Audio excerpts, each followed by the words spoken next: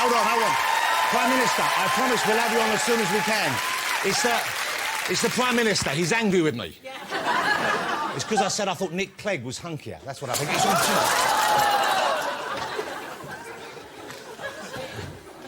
That's what you call the smashing starts of the show. Good evening, ladies and gentlemen, and welcome to Friday Night with Jonathan Ross. And let's start, shall we, by congratulating Amy Williams on winning Britain's first Winter Olympic gold. Shall we? Wasn't that incredible? First one for 30 years.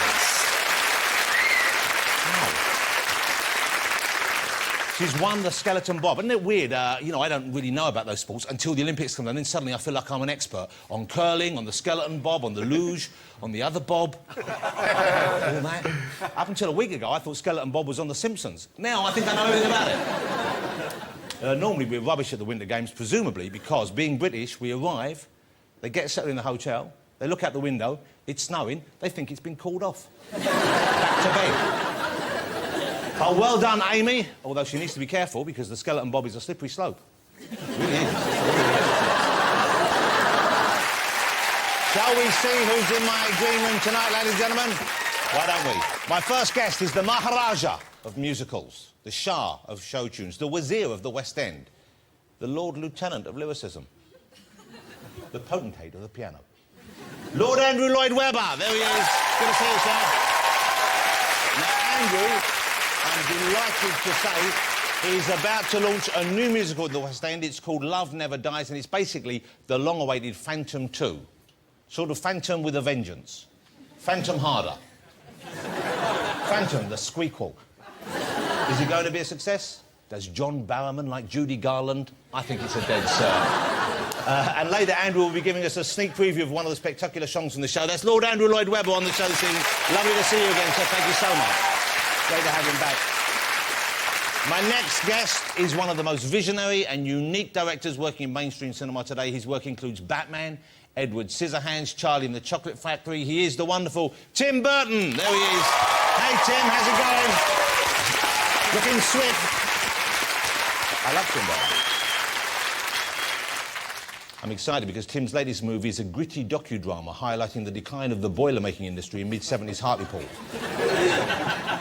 Oh, no, sorry, that's Ken Loach. I'm sorry, no, his new movie is the phenomenal Reimagination. It's a new version of Alice in Wonderland. That's Mr. Tim Burton. Great to see you here. I've seen the movie. I adored it. And if we get time, we have another guest as well. He's worked with Tim on many of his movies and a couple of others you may have heard of too. He's Johnny Depp, ladies and gentlemen. There he is. Hey, Johnny, how's it going? Oh, listen to that. Listen to that. Oh. Calm down. Calm down. It's just flesh and blood. Apparently attractive flesh and blood, but I can't see it myself. Everybody, we're all very excited Johnny's on the show. Everyone's been very excited. I turned up this morning for rehearsals this morning. There were 19 puffs and a piano. That's how the news has gone out. Johnny, great to see you. Mr. Johnny Depp, ladies and gentlemen. Lovely to have you here. All right. Now, just before we get on with that, let me show you this picture. It's my favourite picture I saw in the newspapers this week. It's a picture of the world's strongest animal. Here it is. That is the Asian weaver ant, right? And it can lift 1,000 times its own weight. Now that, if you compare that to us, that would be like one of us lifting a house on our back. Lifting the whole house. I'm worried because imagine if they all got together, he's carrying something, they could carry just about anything off, and I know we sometimes have ants here, so I'm going to warn them in the green room. Please be careful if you see any ants, and make sure... Everyone to the anthill as fast as you can. We've got him, we've got Johnny Depp. When we get back, let's watch Edward Scissorhands. Stop them, they're trying to steal Johnny Depp. Then they've got away with it, and you know what that is? It's a very rare sighting here on BBC of Ant and Depp. So,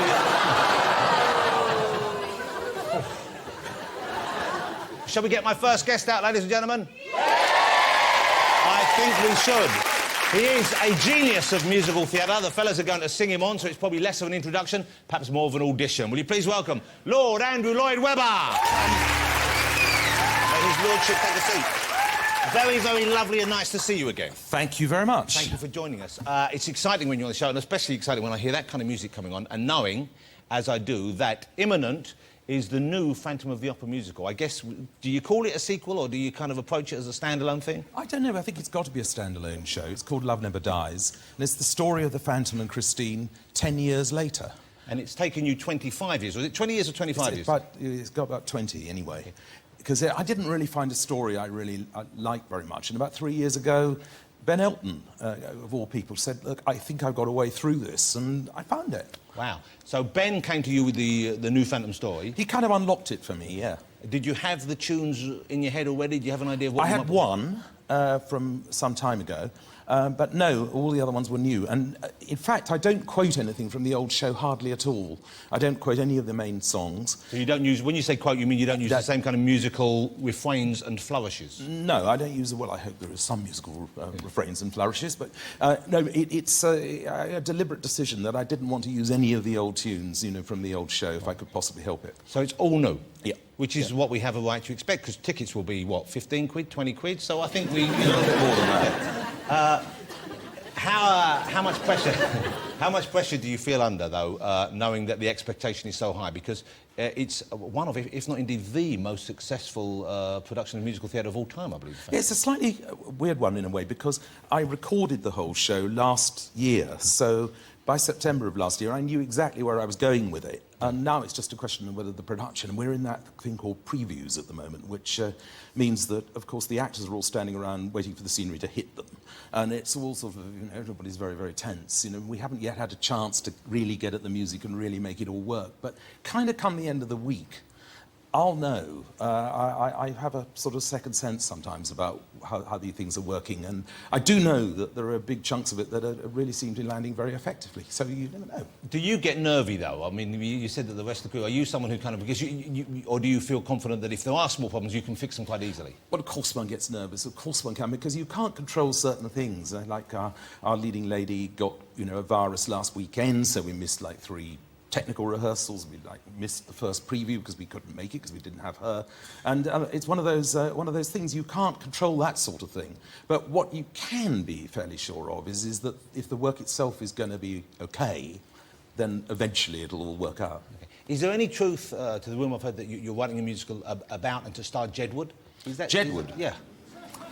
Well, it's a two-edged sword. Don't boo the Jedward. Do you get a lot of young people, like young performers, do they come up to you, do they ask for parts and roles, or do they give you tapes? It's a very, very weird thing. We've just been doing the auditions for another show called Over the Rainbow, where we're looking for Dorothy for the Wizard of Oz. And I've just been seeing some of these very, very young kids who are coming in, and they'll sing say an Avril Lavigne song, or they'll sing Lady Gaga or something, and then they'll do a song from a musical, and you say, you're 16, I mean, where did you get all of this from? And I think since we started doing the musical TV shows, that there's a whole generation that now thinks musical theatre is something that they want to do. Yeah, which is a good thing, I guess. Which is fantastic, because it's actually turned around all sorts of areas of theatre. I mean, when we did Joseph the Amazing Technicolor Dreamcoat in this very studio, what we found is that a lot of kids were putting themselves down for the National Theatre with the £10 tickets that they have in the National Theatre. It's a fantastic idea, that. And of course they hit Warhorse. And Warhorse has been a fantastic success for young people. Yeah, yeah. So theatre, I think, all over the country now, I think, has benefited from the programmes. Have you found that people kind of think of you now as being a judge primarily on these shows, and don't necessarily either not immediately aware or don't know that you're still working in musical theatre yourself? I don't know if anybody was ever aware that I worked in musical theatre. You never know. I mean, I happen to enjoy working with the kids. I love working with young people. And the last time I was on your show, we had Jade. And look, now she's the lead singer of the Sugar Babes.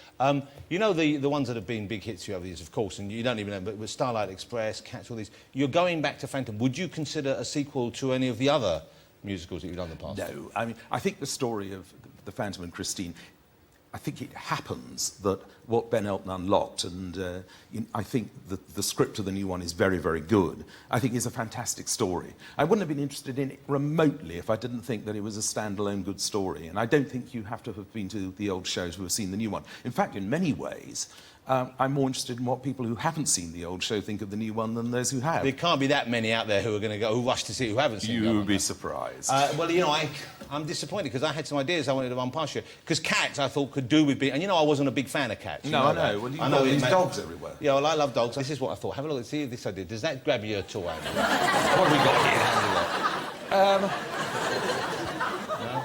No? Not really. OK. I don't... Not Here's my starlight signal for you. Yeah? Gatwick Express. Because we can all associate with it. Yes, I know. Gatwick Express is very slow, isn't it? It's no, it gets you there a good time. Yeah.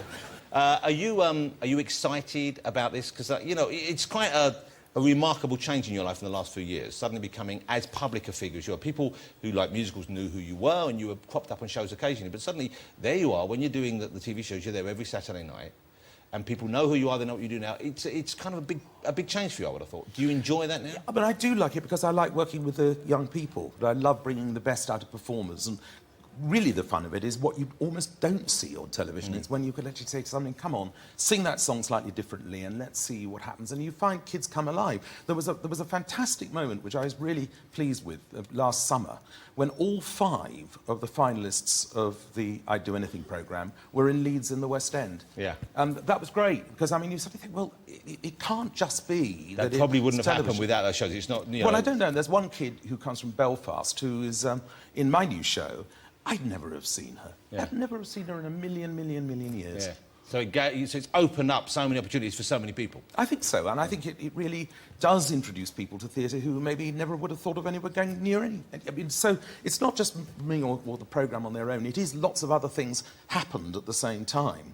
But I really do think that the television does something which is, you know, unusual. You're much more of a public figure now than you were before these things happened for you. And I was curious as to... I was reading about the ill health you suffered recently. Yeah. And this was... and I thought it was very admirable the way you dealt with it head-on. I don't know how many people know this, but it was quite a major scare you had, wasn't it? Well, I had prostate cancer, and, you know, I was diagnosed with it.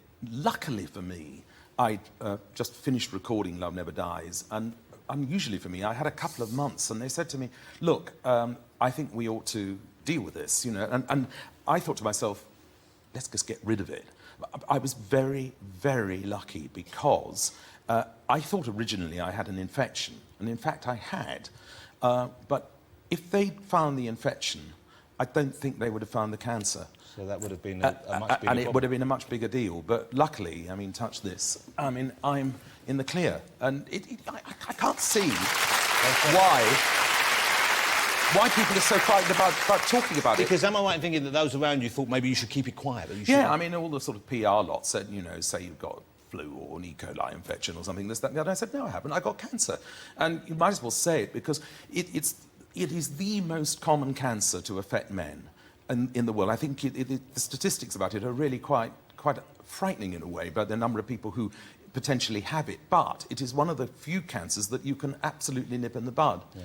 And I've been lucky, and they have. So you would advise everyone, there's a certain age where you should go for the checkup above. Well, you should just go and just check and just see whether or not, because it's a very simple blood test. Well, no, I went in, they put a camera up my jacksie when I went in. Oh, well, yes, well, we can go into all of it. There's quite a lot more that they do as well. Well, no, I only had the camera up. That was enough for me. I was out the door. I still had it dangling out my backside when I was trying to get the lift going. Are we going to see some of the films? I did show the footage on the show already. Yeah, we put a bit of see. music behind it. It was like a David Attenborough documentary. Well, could I score it?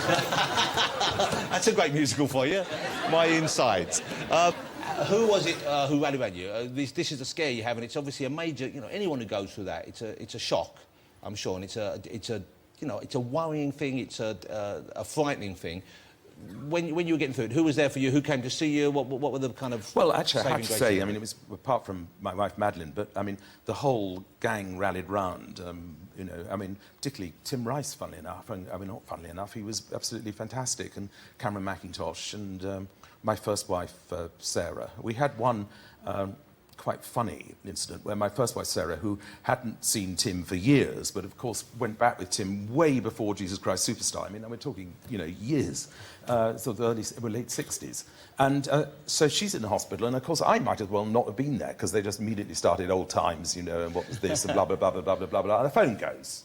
So I think, who's that? The phone goes, Sarah Brightman. I thought, oh no, I mean, of all of the people to ring me right there and right now, Sarah. And I put the phone down and... oh, that's nice of you. Well, I mean, having extremely nice to Sarah, since nobody was talking to me anyway. And I said, that was Sarah Brightman on the phone, and my first wife said, well, she never had good timing. Was there a big press scrum outside? Did you have to sneak out? Or Well, it's all very well, all this. I mean, yeah, there was. I mean, well, I was quite excited about this because the matron came up and she said to me, look, there's a vast posse of photographers out there. Oh, you know, we're going to have to get you back through the dustbins, you see. So I thought to myself, as I passed the dustbins, I wonder if the prostate's in there, actually. But then, anyway, so I was slunk out and all was fine. I can't think many people would think that. I think it just occurred to me, you know, and I was told that it was a scandalous thought. I mean, so I get in the car, go home, it's all fine, you know. Next morning, I pick up the papers, and there's a picture of Amy Winehouse leaving the same hospital, having had a boob thing done. They weren't for me at all. They're from Miss Winehouse. You didn't get anything enhanced while you were there at the same time? No, but apparently it's very fashionable. It's all the in thing. I think it's a reduction you have. But men can have it done as well. Men can have the but muscles I think it's a reduction that is... What you mean is you think it's a reduction I should have? Well, it's a reduction I should have. It's so lovely to see you well. I'm so thrilled you are because, you know, it's a terrible thing to go through. I know that. And you've bounced right back and you're back, you've got the new music coming out and you're back on TV as well. The operation itself, is that done? Is that a conventional thing? Is that a big deal? Well, it is quite a big deal. I mean, I was a little bit unlucky because they hit an appendicitis that I had when I was 3. And obviously the guy who did it then did it with a meat cleaver. And so there was that, you know, had to hack through to get it. But apart from, look, the thing is, I'm around and I'm back and, you know, yeah, you just have to get through these things. Yeah. And do you know what? I just thought, I know it's going to be fine. I mean, the number of friends around, you know, who just did rally around was so extraordinary. Yeah. That it makes you really think when, you know, who has been with you for all of the years and who's been with you over your career. And I was just, in a way, I mean, I was probably more moved by that than anything that's happened to me for a long time. But that's a lovely thing. I mean, that's when you kind of take stock and you get back in touch with what's important, I guess. Yeah, I think so. And you also realise that if you're lucky enough, as I've been, to be able to do the thing in life that I love doing and have been successful at it and can still continue to do it, that's the most fantastic gift that anybody could give to you. That's what a wonderful thing to hear. I'm really looking forward to seeing the show. You're going to look for a Dorothy. We are. OK, steady. And you're also going to be looking for... Camp Dorothy jokes. Are you looking for a Toto as well? Toto. You're looking for the dog as well? Yes, the dog. OK, so you want people to bring their dogs in? Should we encourage people to send photographs to you of their dogs? Is this something that you're welcoming? There's a mechanism in place, as they say. No, dogs, I think, have been coming from all over the place. And they're going to do it with a real dog on stage? It's not going to be an actor or an actress dressed as a dog? Not unless it's a very, very small actor indeed. But what if there's a song for the dog? You might have a dog song. I mean, Toto could have a song. Could do a window. How much is that doggy in the window? Can you do that backwards? Can I? No, I can't. Window and the doggy that is much how. Tell waggly one with one thee. Window and the doggy that is much how. Sail for doggy, hope that do I. Oh, I got that the wrong way around. That's what kids did before the internet, ladies and gentlemen. And I still can't work that. I'm so thrilled because this is exciting, ladies and gentlemen. Andrew Lloyd Webber is going to perform with the young lady, the lead of Love Never Dies. What is her name? It's Sierra Bogues. Sierra Bogues. And another pianist is joining you? Yes, a lovely little girl called Lou. Louise Hunt is going to join it, and it's going to perform. This is the big number from Love Never Dies. This is Love Never Dies. Love Never Dies itself. It's going to perform that right here for us, ladies and gentlemen. But join me in saying thank you, will you, to Lord Andrew Lloyd Webber. Thank you, sir. Okay, over you go. Shall we get my next guest out, ladies and gentlemen? Will you please welcome Mr. Tim Burton and Mr. Johnny Depp, ladies and gentlemen.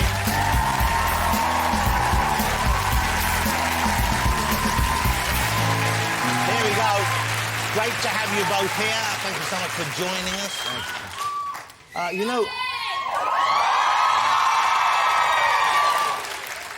yeah, it's great to have you both here, and I'm really pleased you're both here together because I know you work with other people and you do other movies, but when I think of your movies, I tend to think of you as a pair. And you've been together, what, is it 20 years now that Edward Scissorhands first brought you together? Yeah, one journalist said we've been working together for 10 decades. Which was before film was, you know, everything like that. So I'm trying to work that out. Yeah, that's a strange thing to say. Was Johnny the person you had in mind for Edward Scissorhands, or was it a film you were writing anyway and then you were looking around for the right person? No, I didn't. You know, I'd never seen the show he'd done, 21 Jump Street, but I knew about him, and after I met him, I realized he was that character, you know, somebody who, you know, he's always been sort of misperceived by looking like a, you know, poster boy, and inside there was always something different, and that's sort of what the character of Edward Scissorhands was. And Yeah, so I mean, you were kind of a teen idol at the time. In that TV show, you were kind of a heartthrob in all the teeny magazines and stuff.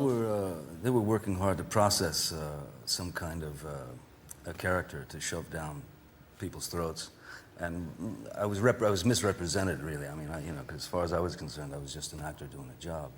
You didn't enjoy that whole side of it. Well, I mean, I don't know that anyone. It's pretty weird. You know? You know, when you go from like not being able to pay your rent, and then suddenly, you know, all that kind of bizarre hoopla and. So you were deliberately looking to change the direction of your career and change the way people perceived you, I guess. Yeah, I wanted to. I wanted the. You know, I wanted the road that I wanted. You know, I didn't want to become anyone's product, really. That was basically You know, here's what's weird. You're talking totally differently to the way I expected you to, because I haven't seen you being yourself for quite a long while, and I'm used to you either speaking like this, like a crazy person, or, oh, what a worst way chocolate. You know, it kind of... You do those voices in the films, and here you're talking like a grown-up man. That's weird, isn't it? Yeah, I expected it's like kind of like normally it's like a Michael Jackson voice. It's kind of it. But I guess we don't see you being interviewed that much, and I guess that's deliberate on your part. Occasionally, I become a grown-up man too. Yeah. But you're kind of a weird person, I imagine, though, aren't you? Because that's what obviously. Because I don't see you playing normal people often. I've been accused of weird. Yeah, I've been accused. But you like being a bit weird, don't you? Well, I mean, I just like to sort of, you know, I prefer to go down the road that I prefer. He's weird. Yeah. And coming from you, that's quite something, because you're no stranger to the weird side of life, are you? well, I mean, what's weird, you know? I mean, You two are. we got a double helping of weird. But do you go to Johnny first, because this partnership, it clearly works, and it's clearly something that you both feel comfortable with, but you do, you know, make other films with other people. Do you prefer working with Johnny? Is it your first port of call when you have a part, or are there certain parts where you don't go to him because you don't think it's a good mix? No, I think I always go to him if I feel the part's right and think he'd like it. And, you know, also he's willing to try anything. And he also doesn't like looking at himself. He's never seen a movie that we've done together. You don't watch yourself back? I can't stand it. Yeah. Because you're unattractive, is that it? No, really, what, you just don't like seeing yourself on the screen, or you don't like the performance? What I prefer, I just prefer to walk away with the experience of the process and have, you know, just to have that, and then that's plenty. I don't need to see the You should watch them, though, because some of them are pretty good. I might, you know, this one I think I might. I want to see, because this is, it's Tim at his you know, utmost. He's really gone far beyond on this one. And Well, it's a remarkable experience. I mean, I've seen this. This is Alice in Wonderland we're talking about now, Alice in Wonderland. And it's not the straightforward telling of the story as we recall it, of course. This is a different angle on it. It's a different period, isn't it? Right. Well, I mean, I've seen there's been 20 versions of it, I guess, and they've all tried to, in some ways, be very literal to the stories, which are absurdist and don't really have a really strong linear. So what I liked about this was it sort of set it in a different framework, but just, you know, still the thing that always I remember is the Lewis Carroll characters, you know, the Hatter and the Cheshire Cat. They're just such iconic characters, and that's the thing we were focusing on. It's a remarkable movie. I mean, it really is a very different thing, and I genuinely adored it, and so did my kids, I'm pleased to say.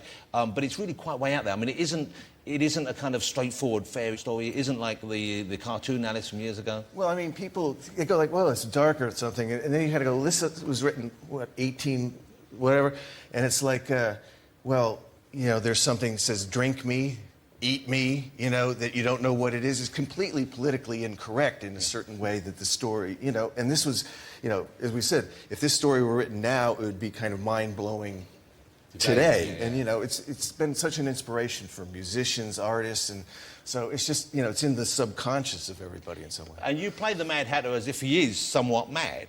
Presumably that's a deliberate thing. You went in there hoping to capture him as a sort of, not a kind of insane person in a depressing way, but someone who is touched by madness. Yeah, someone who's touched by madness, but confused by the madness as well. I mean, I think it's, the idea is that, you know, if you're completely crazy and you're unaware of it, you're home free.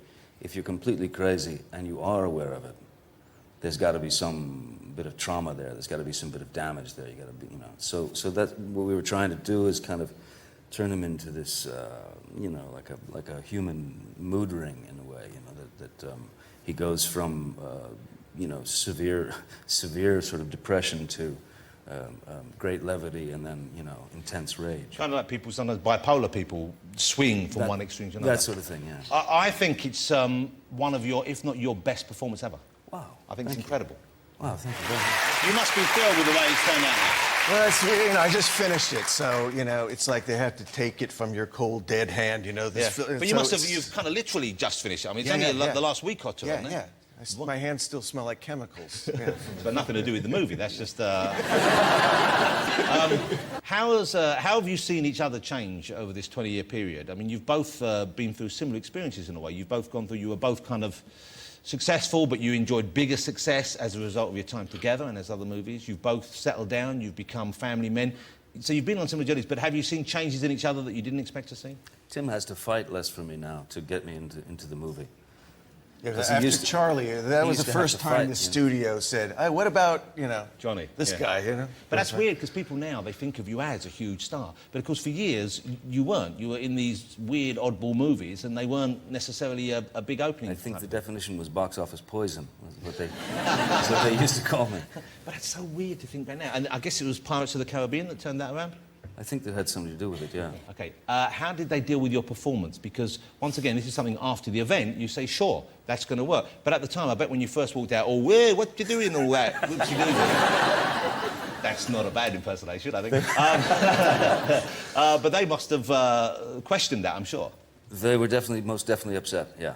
And you had sit-down chats with them about this? Oh, yeah. I mean, sitting in a great big, you know, like a giant conference room, speaking with grown men about, you know, how many gold teeth and how many, you know, dangly bits from your hair. So they wanted a surreal. limit on the number of dangly bits in your hair? And... Pretty much. And, you know, yeah, it was very strange. But you must have been confident then that you were doing it right. You must have had that belief in... Oh, I did. I mean, I didn't do anything differently. I mean, I made choices for a character that I believed in, and I knew who that guy was, and so I basically just said to them, look at it, you know, this is the guy, and if you don't like him, you're welcome to fire me. Yeah. You know? You can pay me.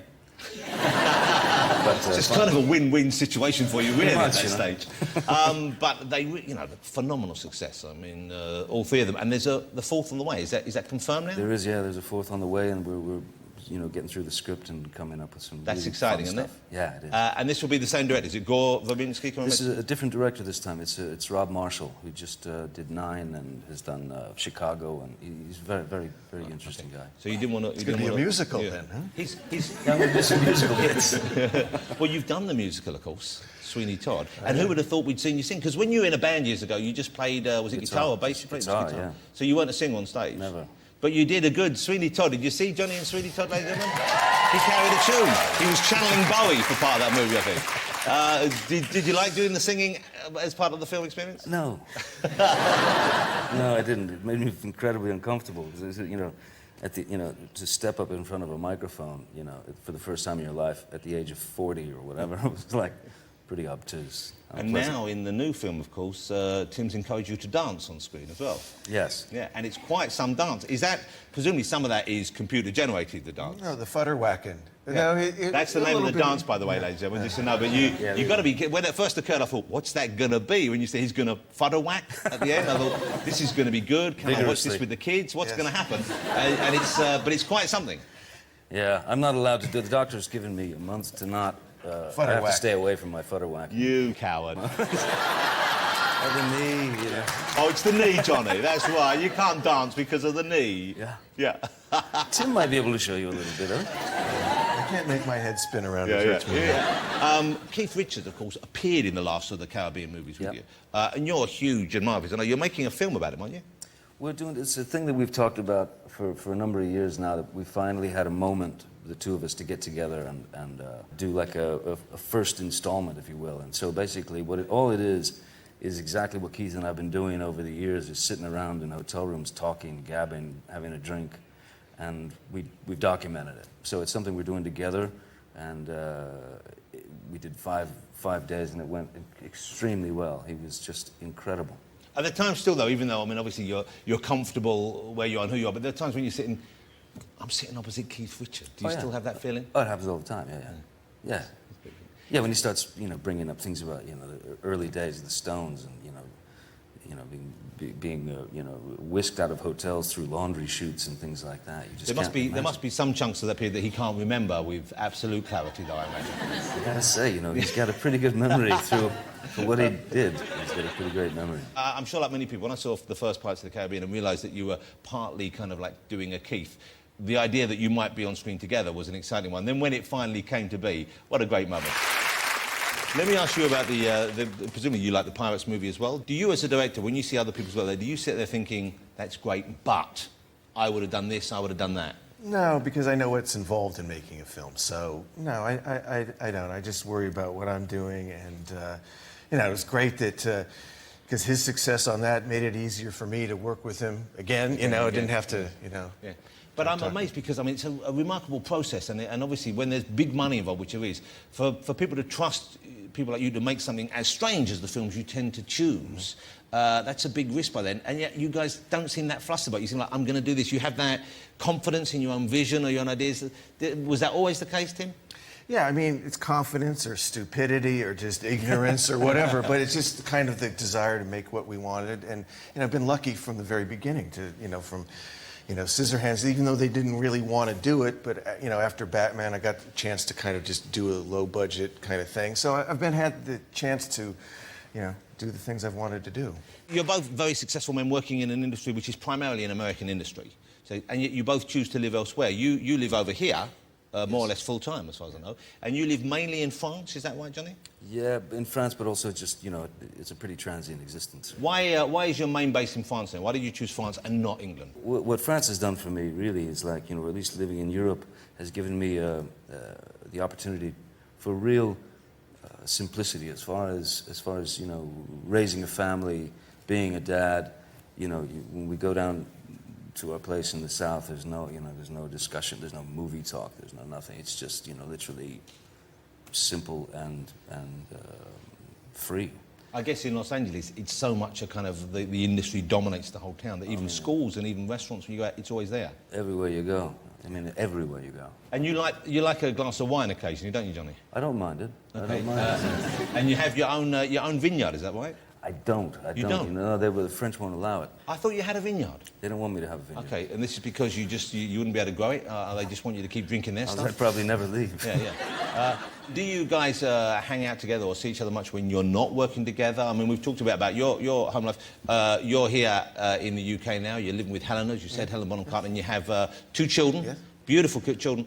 Do you guys sort of go see each other much? Do you hang out? Do you socialise? Do you bond? Do you go drinking, bowling? Do you go fishing? Do you do any shopping? Forgot ice dancing. And ice dancing. Synchronized swimming. Synchronized swimming. Well, yeah, no. I mean, when we work, we see each other all the time. Yeah. Or if we happen to be in the same place or something like that. Do you holiday together ever?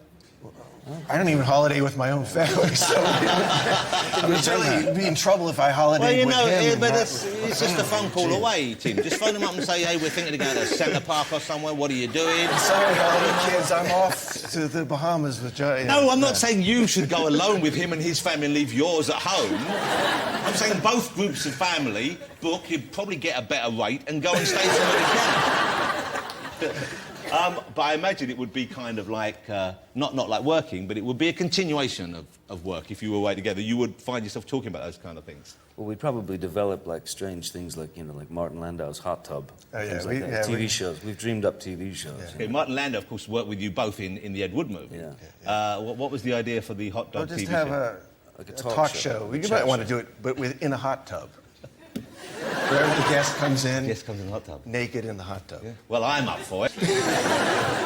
So when you sit down together, or when you pitch on it to Johnny, do you see pretty much eye to eye? Because it's unusual that a couple who've worked together on so many films are still friendly, are still prepared to work together. I mean, most directors I know, eventually they hit a wall with their leading actors and vice versa. You're on the same page pretty much all the time? Yeah, I mean, oddly, even when it comes down to, script notes and stuff like that, if we'll sit down to talk about the character or talk about a scene, and compare script notes. And there have been times when they've been like identical, you know, or the notes on the page. And then the approach to the character, like with the Mad Hatter, for example, I had this weird little watercolor that I'd done of what I thought he should look like, and then I brought it to Tim, and then Tim had his drawings, and it was like they were very, very close, you know. So, and how is Tim as a director? How communicative is he as a director? Because I'm led to believe that you're not the most verbal director when it comes to giving notes and advice and guidance on set. Yeah, he isn't, but I mean, at the same time, he knows exactly what he wants, and there's an incredible shorthand that somehow developed, or actually happened right away on Edward Scissorhands, where it could literally be, you know, he could turn his head that way, or kind of, you know, do something with his hands, and you go, oh yeah, I get it. You know what he meant. I know what he wants. So almost like the way very close family members communicate, or twins, you kind of know what each other say. It must be kind of frustrating for people who are left out. Do they pretend they know what you want and then get it tragically wrong sometimes? There's something recently where people we just heard you guys talking. We didn't know what you guys were talking about for half an hour. You know, it was like A grip came up to me and said that. He said, I just listened to you and Tim speak, have this conversation. He says, I have no idea what you were talking about. that's why it takes two of us to go on a talk show, because maybe one sentence will come out. Together, we'll get some sense out of it. I read a couple of people who work with you, I guess they're the producer behind the scene, they believe that the characters you play on screen are kind of Tim on screen. You're like his alter ego on screen. And you don't see it that way, is that right? No, I think when you do something, you try to, you know, make it yourself. But the thing is, you know, you just put a little bit of that in there because the actors are the ones doing it. So that's why it's a collaboration. I mean, he's the one that's doing it. So, you know, he's got a lot of him in there. There's maybe some things that I feel in there. And, you know, that's what the artistic collaboration's all about. So. But do you think that you're kind of acting out his personality on screen at any of the time? No, I mean, no, not really. I mean, I think, you know, I'm basically just trying not to embarrass him. That's my job, you know, embarrass people. Let me ask you about some of the people you work with, because how amazing it must have been to work with Marlon Brando. I mean, he must have been someone you grew up admiring, I would have thought. Yeah, he was incredible. I mean, he became a great mentor, a great friend, a great source of knowledge. He was incredibly generous and supportive with me. You couldn't ask for a better. Did he offer advice, or did you seek advice from him as a young actor? He would offer advice. He would offer advice to me. You know, if he saw me do a talk show or something like that. There was one time I did a talk show, and the lady asked me about my kids or something, and I said, "Oh, they're great, you know, my kids." And he called me immediately afterwards and said, "You can't talk about your kids. Don't do that." You know, and he really like laid into me about it. So he had specific ideas of what you should and shouldn't do. Yeah. He just said, "Don't talk about your kids, man. Don't talk about your kids." You worked with him on the Don Juan movie, of course. Yeah.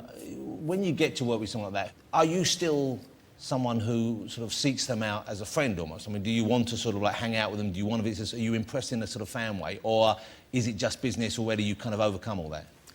No, I mean, you know, initially when you meet someone as sort of, you know, a legend, I mean, you know, this kind of legend, this myth, no, there is a part of you that's, yeah, deeply sort of stupefied. Slightly intimidated. Yeah, but at the same time, he made me feel so comfortable, and sort of wouldn't let you go. He wouldn't let you go in that direction. So after a while, this, you know, Marlon Brando just became Marlon. Yeah, a guy and he became, you know, one of the funniest humans I've ever known. You know? It must be, and for you working with, when you're directing, I guess you can't say it's your first day with Jack Nicholson in the Batman movie. You can't let that be Jack Nicholson to you. You can't be intimidated by him. No, and it's great because making movies is quite surreal. So it's just another surreal moment. And no, I've been lucky. I mean, the only one that almost ever beat me up was Jack Palance, and because I just gave a very simple direction: walk out of the bathroom. It was the first shot of that movie. Please just come out of the bathroom. Ooh, I've done over 100 movies. you've only done 2. And he almost beat me up right there on the spot. But had you given him specific instructions just about walk the out of the bathroom? bathroom. He didn't like that. He didn't No, want to do no. that. I think he came ready to try and exert his will on you. I think that was obviously the case there. He's bigger than I was. But he did the one-arm press-ups, didn't he? At the, So Exactly. he could have kicked your ass very easily, couldn't he? Easy, yeah. But you used to be a bit wild. I don't know if ever you were, physical like that, but you used to be a bit wild. And that's kind of gone now. You've sorted all that out, or you just hide it a bit deeper? Yeah, I had it a bit deeper now. But do you ever cut loose? Or what kind of a drunk are you, Johnny? What kind of a drunk? Yeah. Well, constant. Are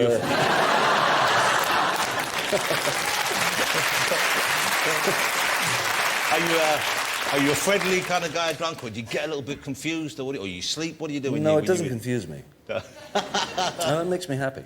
And you're not really that big a drinker, are you? When I'm with him, I am. You have to keep up. OK, let me ask you about your next project, because you're working together again soon. I don't know if it's your very next movie. Is it the next project you're doing is together, or you have other stuff in between? No, there's a couple other things I have, and then Tim and I are working on developing this other thing that we. And is it going to be The House of Dark Shadows? Is that right? Yeah, Dark Shadows. Okay. Yeah, which is. Well, now that wasn't that well known over here. No. I don't think, but it was a really weird kind of cult thing in America. Yeah, it was on TV in the afternoon. It was like a supernatural soap opera that the kid we'd all race home to see. It was on black and white, like in the afternoon, and it was just the weirdest vibe of any show I've ever seen. Yeah, a gothic soap opera. Yeah.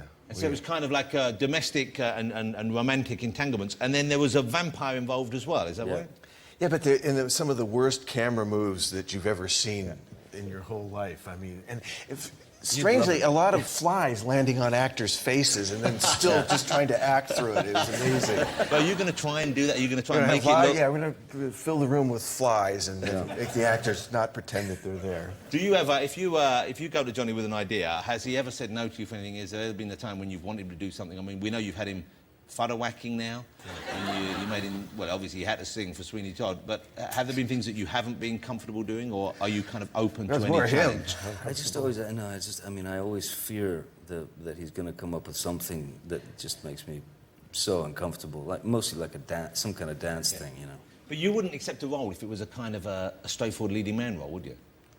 Well, it depends, I suppose. I mean, it depends on the character, I mean, if there's something underneath that might be interesting, or maybe there's a different way to attack it or something like that. So if there was, well, I guess something for you to get your teeth in, but you wouldn't do what we consider a romantic comedy necessarily, or would you? Oh no, I couldn't do that. No. Jesus. I really couldn't. I'd be a wreck. So I bet you get asked, don't you? Well, I mean, I've been asked a couple of times, but it's just not my. I couldn't do it. There's no way. But you could be made to look presentable enough even now. I mean, if we got rid of whatever the hell that is. I know. We're teetering. We could be teetering on the brink here. How long do you think this, so far very successful, and obviously kind of on a personal level, very satisfying relationship, will last? You want to carry on making movies for as long as you both can, or do you have a kind of a game plan? Well, as long as he keeps not watching the movies we've made together, there's still a chance we'll work together, I think. What about you, Johnny? Yeah, I mean, I basically just I wait for the phone call, and if it comes, great. Is he your favourite director to work with? Oh, of course. I mean, it's like going home for me. It's Getting all very emotional. I've heard him say that about every director he's worked with. He just says, yeah, it's like going home. That's what he says. Great to have you both here. The movie opens next Friday, ladies and gentlemen, Alice in Wonderland. I hope everyone gets the chance to see it on a big screen in 3D, because it's... That's the way it should be seen. It's amazing. Thank you. Okay, it's almost as good as Avatar. It's great to have you both here. Ladies and gentlemen, will you join me in saying thank you to Mr. Tim Burton and Mr. Johnny Depp? Great stuff. Thank you so much. Thanks for being here. Good to see you.